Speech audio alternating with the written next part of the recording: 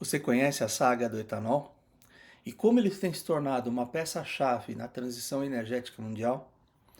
Hoje nós vamos comparar diferentes conteúdos obtidos na nossa newsletter Descarbonização Competitiva para explorar com vocês diferentes cenários que nos ajudam a entender a evolução do etanol como peça estratégica na transição energética mundial.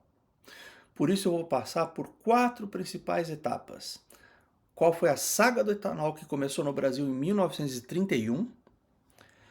Como isso resultou na tecnologia Flex e como ela é estratégica no caminho de descarbonização.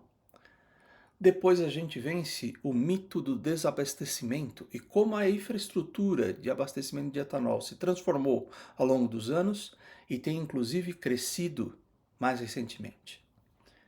E por último, vamos explorar novas aplicações do etanol, principalmente em navios e aviação. Então, eu peço a você, não esqueça de se inscrever no nosso canal, de curtir esse vídeo, de compartilhar esse vídeo, para que a gente consiga alcançar mais pessoas. Vamos lá? Então, o primeiro tema é a saga do etanol. Diferente do que muita gente imagina, que o etanol só se tornou relevante no Brasil durante o pró-álcool, que teve início em 1975, o uso de etanol em veículos no Brasil teve início em 1931.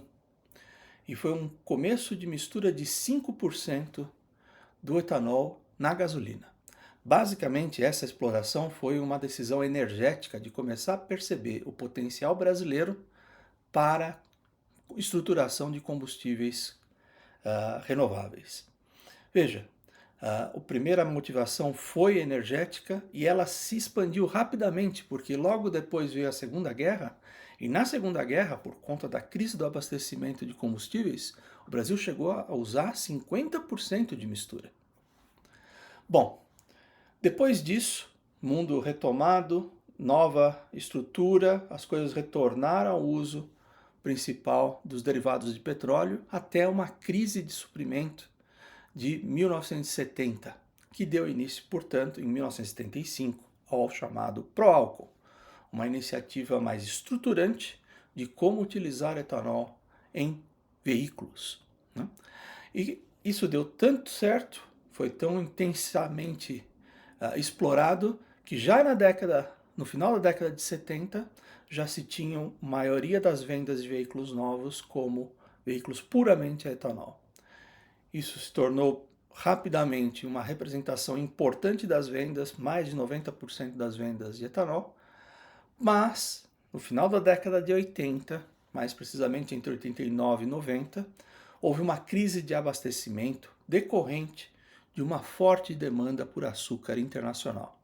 Isso fez com que o abastecimento de etanol no Brasil ficasse bastante limitado e muitos dos donos de veículos que tinham veículos a etanol ficaram sem a possibilidade de usar o veículo.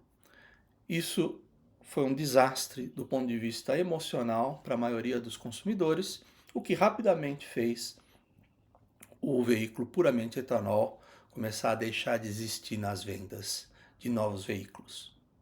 Mas foi em 2003 que houve a entrada da injeção eletrônica com a sonda lambda, habilitando o lançamento dos motores flex. Então, com isso, o veículo podia ser abastecido ou com gasolina, ou com etanol, ou com qualquer mistura entre os dois combustíveis. Isso facilitou muito a adoção das pessoas e rapidamente, em pouco tempo, já se representou mais de 80% das vendas, chegando a 90% das vendas, os motores flex, os veículos com motores flex no Brasil. Isso foi extremamente estratégico, porque no Brasil há pelo menos 10 estados onde abastecer com etanol é mais barato do que com a gasolina, e se isso fosse feito, se essa decisão fosse tomada pelos usuários, a gente conseguiria reduzir mais de 50% do consumo de gasolina. É isso mesmo.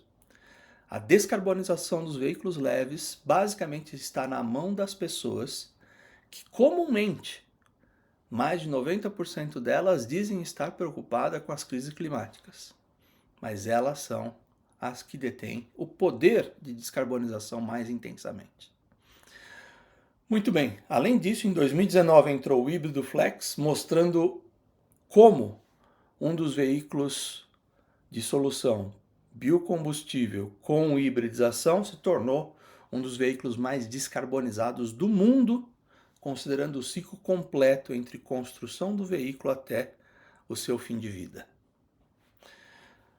Por isso, então, esse é um panorama estratégico de como o uso do etanol foi se reformulando e apresentou aspectos de limitação e depois, por tecnologia, esse aspecto de limitação foi destravado.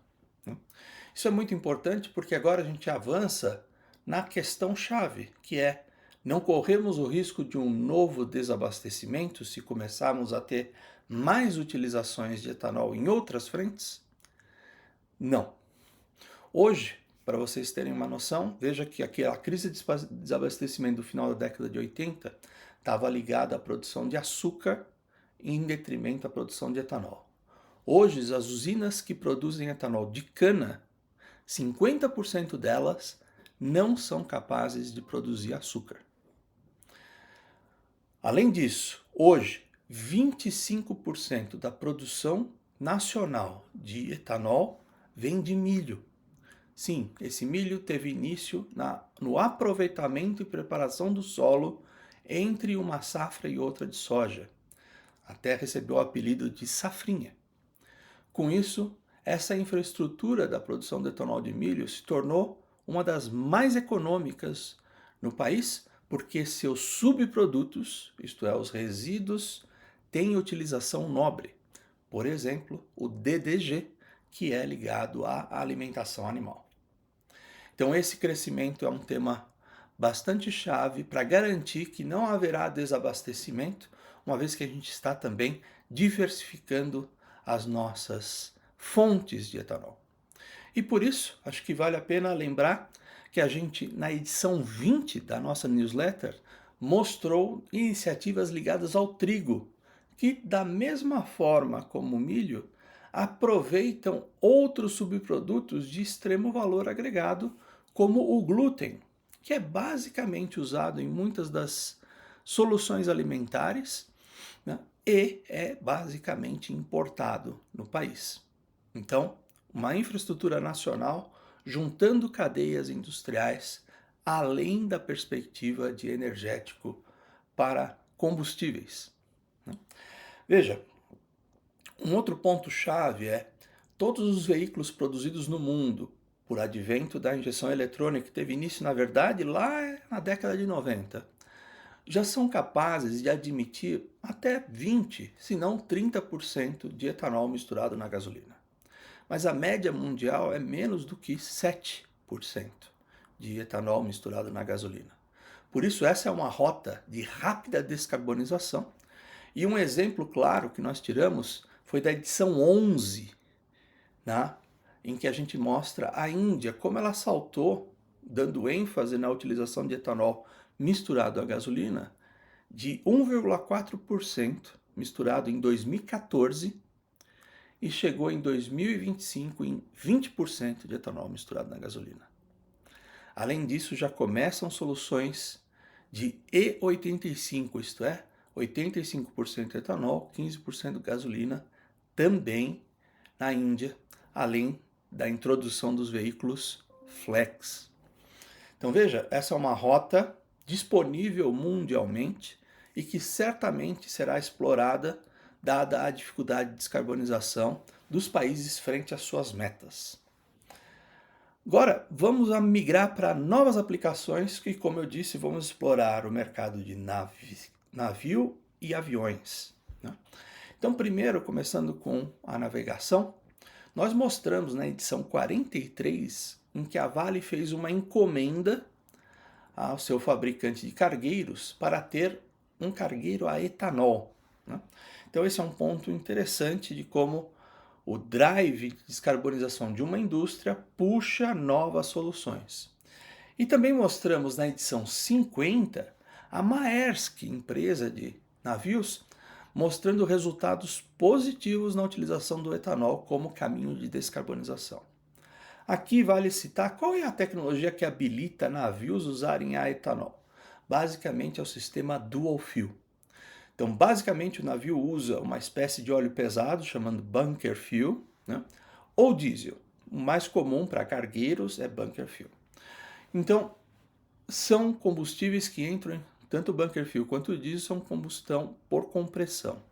Basicamente, você coloca um segundo injetor, então mantém o combustível original, e um segundo injetor de etanol que, durante a combustão do diesel ou do bunker fuel, adiciona etanol para substituir parte do volume de diesel necessário para realizar a mesma potência e carga daquele motor, isto é, sua mesma capacidade de carga, mesma capacidade de volume de encomendas puxadas por aquele navio no transatlântico. Então, basicamente, com esse sistema adicional de injeção de etanol, é possível alcançar um sistema que a gente tenha uma substituição de 40% do combustível utilizado no navio sendo etanol. Então, uma alta taxa de descarbonização e um caminho muito importante frente às legislações mundiais de utilização do etanol. Veja que a gente mostrou que essa mesma solução, a princípio utilizada em navios, tem outras aplicações. Um dos exemplos é na mineração, com aqueles caminhões gigantes ou mesmo aquelas máquinas intensivas de mineração. Isso tem sido explorado e foi mostrado lá na edição 53. E veja, também mostramos na edição 50 que aqui no Brasil a Bosch tem explorado essa frente de trabalho com máquinas agrícolas. E agora, pulando de navios para a aviação, nós sabemos que a rota principal de descarbonização da aviação é a utilização dos combustíveis sustentáveis, ou chamados SAF, Sustainable Air Fuels. Basicamente, o SAF é basicamente o mesmo tipo de combustível, só que de origem renovável. Ele tem diferentes formas de ser produzido, mas as formas mais econômicas estão ligadas a partir de biocombustíveis. E por isso, o etanol também é uma rota importante, que também até é apelidada de alcohol to jet. Mas basicamente o etanol é transformado em etileno e esse etileno é transformado em querosene. Então, são sequências de processos químicos que, a partir do etanol, dão origem ao SAF. Então, esse é um ponto-chave estrutural e, sendo econômico, tem um caminho bastante relevante. Nós mostramos na edição 53 que a Petrobras tem perseguido esta rota e tem se posicionado como um fornecedor relevante, pois há uma expectativa não só do caminho de descarbonizar os aviões nacionalmente para o Brasil, mas que o Brasil seja uma fonte, um ponto de abastecimento para várias rotas logísticas de aviação para abastecimento, por conta da sua competitividade econômica nos combustíveis sustentáveis. Veja o quanto que a gente passou aqui de diferentes informações e insights que foram capturados da combinação de diferentes informações obtidas na nossa newsletter Descarbonização Competitiva. Isso é chave para qualquer processo. Nós já exploramos em outros vídeos a importância da criação de cenários e esses cenários como definidores de priorização das atividades do seu portfólio de inovação. Para quem ainda não conhece, o link da newsletter Descarbonização Competitiva está na descrição desse vídeo e você pode explorar não só as edições, todas elas lá disponíveis, como também se inscrever para receber semanalmente o seu material. Para aqueles que têm dificuldade de tempo para passar pelo material escrito, há possibilidade também de ouvir uma análise de cada uma das newsletters através do Spotify, que também tem o link aqui na descrição desse vídeo. Muito bem, com isso eu fecho o vídeo de hoje pedindo para você comentar como que essa combinação que eu mostrei para vocês do etanol podem modificar as suas frentes de atividades e como que você tem explorado insights a partir da newsletter Descarbonização Competitiva. Até mais!